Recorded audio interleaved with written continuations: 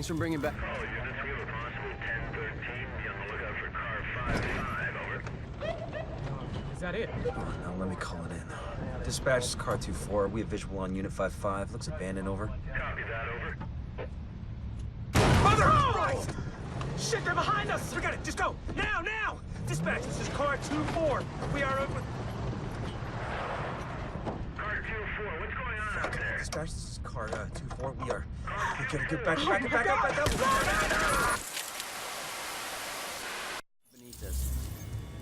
They're still following us. Run!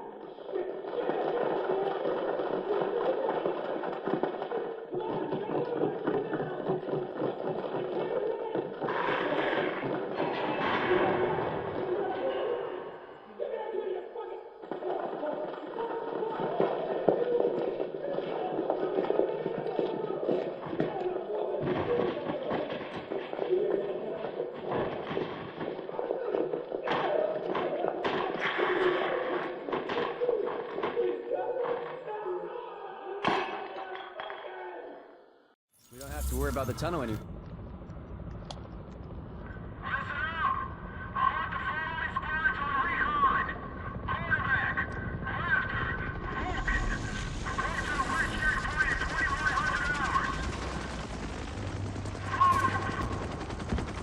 Fuck you, motherfucker! I'm gonna catch your fucking... Shit, don't shoot! I want to join up with you guys, I swear. I know things. Take him to the captain. See if he sticks. Roger that. On your feet, you. You will regret this. I swear. You there! Hey! Give me that! Thanks to you. Soldiers of the Last Man Battalion, this is your commanding officer, Lieutenant Colonel Charles Bliss. There were those among us who were angry when the decision was made to leave us behind. Leave us to die, as some people said. But I looked around at this city, and I saw opportunity. I saw what it had been. And I saw what it could be once again if someone had the guts to fight for it. If there were men willing to go out in the streets and take them back from the degenerates and lowlifes who ruled them now. To do what the cowardly government and its fearful, weak soldiers were too afraid to do. And to cut down all the liars and murderers and thieves who stand in the way of peace. We will not look back. We will not compromise. We will do whatever it takes to ensure a better tomorrow for all those who stand with us. And those who stand against us, may God have mercy on their souls. Bliss out. Tell me we got that. Because God damn it, I'm not doing it a second time. Hey, good going at the... One cut. One cut's gonna make you bleed. But one cut don't kill you. One cut just makes a scar. We're gonna fucking fight him! A deeper cut We're gonna fucking fight him! We're gonna get him! We're gonna... makes you cry. But you can turn that cry into a roar, or you can turn it into a whimper.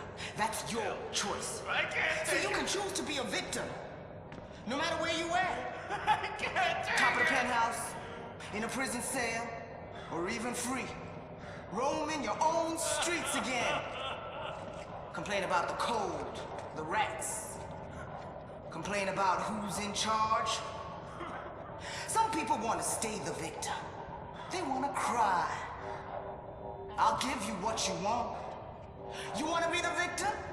Well, I'll make you one. I'll make you one. Me? I'm gonna take what's mine.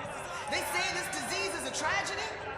They say it's the end of the world. Oh, yeah! This disease is our teacher. Teaching the uniforms that they done. Teaching us to rise up. They taken from us long enough. Now we take from them. Their houses, their cars, their families, their lives. This is our time. And now is our time. It's our time.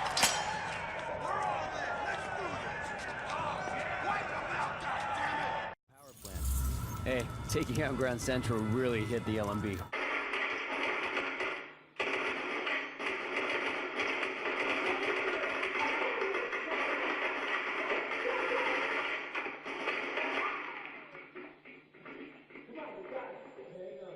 Just wait. Gonna call this one in.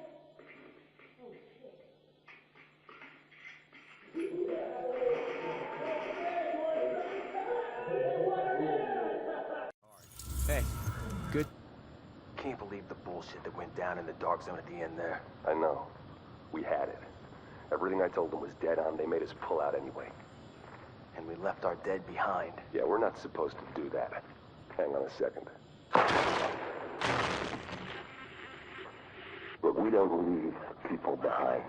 We're here to make sure this city doesn't get left behind. But the people we're working with, they're just fine with leaving all of us behind if it's convenient.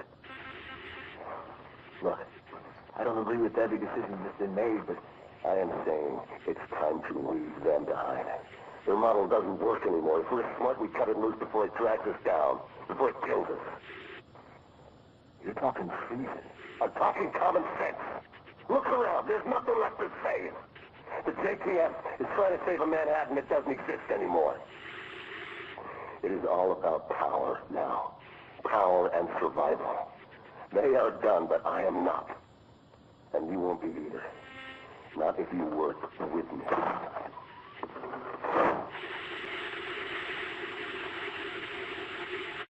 Getting in and out before the cleaners torched I think that we need to apartment. modify the Russians will terms send of you our a thank you card when this is all Why, over. Colonel? It seems to be working perfectly I've well never so seen far. Dr. Kendall happy You get the when he support of my came back people from and their Vegas. gear with field intel you couldn't dream of 6 weeks ago.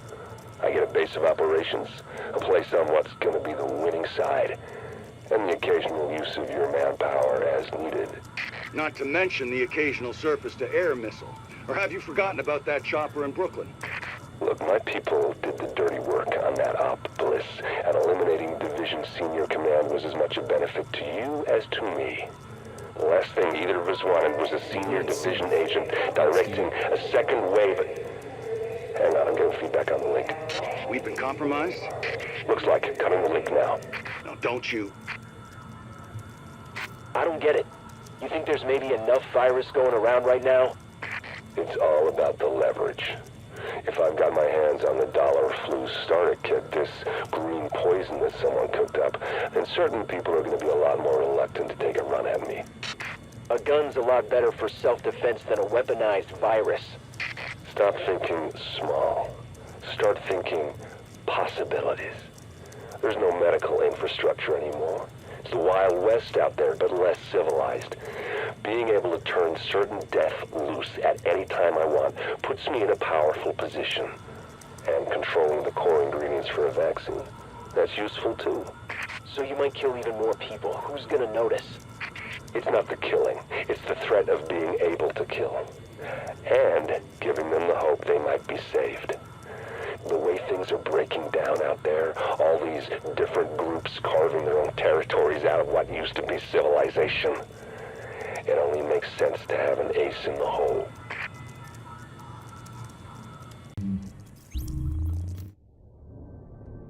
Samples of the original green poison pathogen, the ones we recovered off the currency used as a primary transmission vector, let us take a closer look at the virus's basic genome. What I found was clear evidence the bug had been manufactured. There's genetic material there from a half-dozen other pathogens, bolted onto smallpox to make a more efficient killing machine.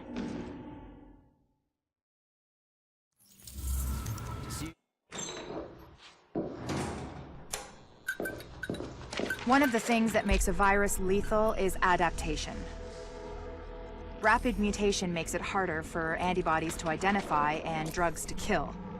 What we're seeing in the samples you pulled from the population at the train yard is the degree of genetic drift green poison is already experiencing, and it's significant, which means it'll be that much harder to find a vaccine.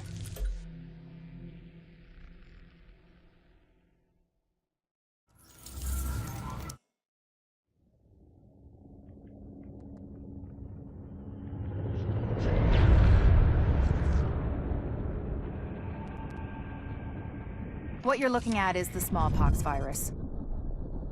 It normally takes 1 to 2 weeks for it to incubate in a host, and it's not contagious while it's doing so. Looking at Amherst's notes, it's clear he wanted to change that, to make green poison infectious while it developed, and to speed up that incubation process to make it spread faster. In English, it's more contagious and it reproduces faster. And that's bad.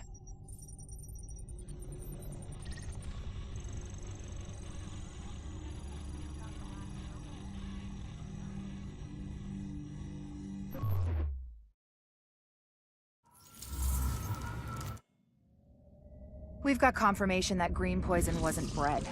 It was coded.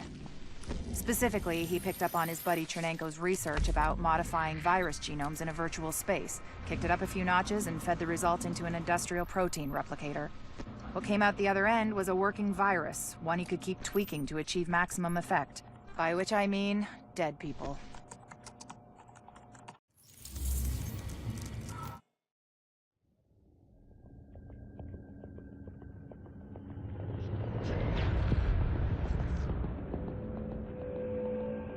What you're looking at is the smallpox virus, one of the deadliest pathogens on the planet. For centuries, it did a wonderful job of helping keep the human population in check. But times change, and sometimes Mother Nature needs a hand in improving her creations. Like, say, speeding them up a little bit, making them contagious when they should be quietly incubating in a host, or making them more lethal.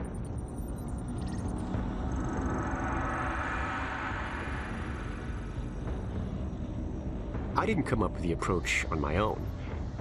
My friend Vitaly is one of the pioneers in the field, and the idea has been around for years. Genome as data. You see, once we digitized DNA, we made it infinitely mutable. We could do 1,000 virtual variations in the time it used to take to grow a 1 lab-grade generation of pathogens. And we could pick the best, most lethal combinations and make them real. That's how you make a killer virus, you see. Mix in genetic code from other diseases, and you move the sliders all the way up on lethality and virulence. The goal was a 90% mortality rate. I'm not sure my green poison is going to quite hit that, but honestly, that's just details. As long as most of humanity goes, the Earth stands a fighting chance. Technically, technology is what's killing the planet. But that's not really the case. It's the greed that drives the technology. But a funny thing happened on the way to $100 genome maps and 3D printed plastic toys. Someone figured out those technologies could be repurposed, modified for the greater good. Me. Now, my virus is going to do what nature's always done. Decide who lives and who dies. And if nature decides I die, then I die. If nothing else, I'll have a lot of company. Natural selection at its finest. Helped along by a little unnatural genetic manipulation. It's all data, really. Life's just a method of processing it. The same way I processed the smallpox genome on my laptop. And who's to say that wasn't the plan all along? If, by some miracle, you survive green poison, then nature's decided you deserve to live. The rest of us shouldn't and won't. Godspeed. I'll see you in hell.